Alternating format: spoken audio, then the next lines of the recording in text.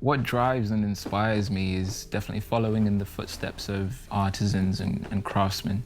And I do get a genuine pleasure from creating a bespoke or made-to-order piece for a client.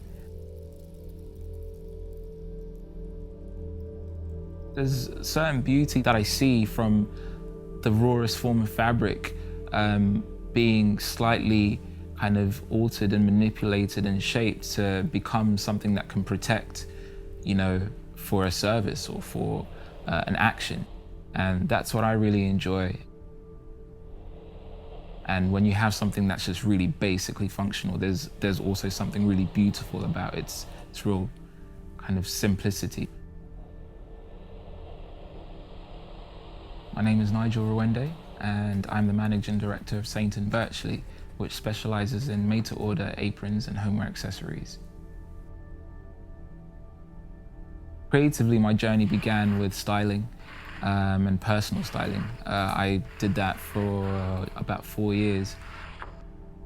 As I continued, I realized I loved the construction of the garment rather than composing garments onto people.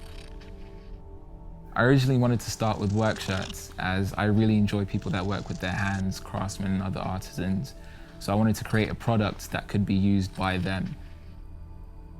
So as I was kind of mind mapping and writing things down, I was watching The Godfather. There's a scene when he walks out of the grocer's and he's got like a baker boy hat, a deck jacket and just a waist apron. And it was such a beautiful scene. It lasts for like 4 or 5 seconds, but it really stuck with me and I kept on coming back to it, and I was like, okay, aprons and the made-to-order nature felt like it could really work in that realm as well.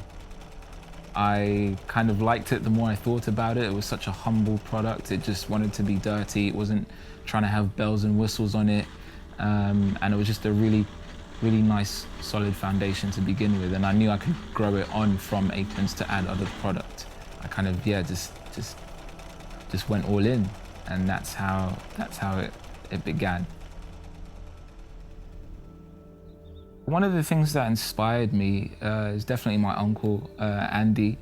He's a master carpenter. He's been, a craftsman for many years, longer than I've been alive. But just the joy that he kind of gets out of making is definitely one thing that I've always enjoyed to watch him. But how he's able to craft from such natural and organic materials into making some of the most beautiful furniture and other little bits and bobs that he makes is really tremendous.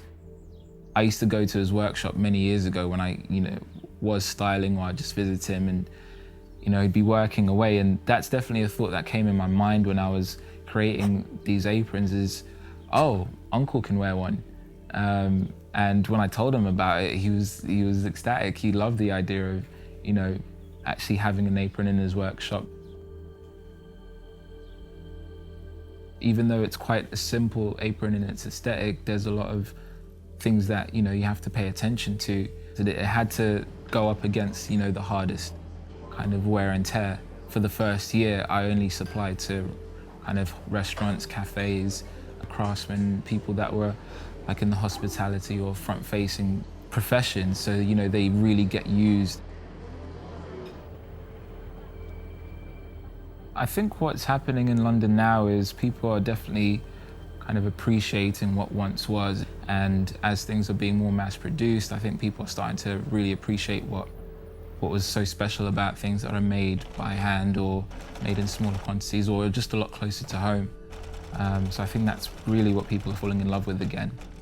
I think if you really have a passion for it, people will see that because you really have to put in a lot of time and effort to make sure that you're offering people a quality made product, something that will last, which is the main thing about a handmade piece.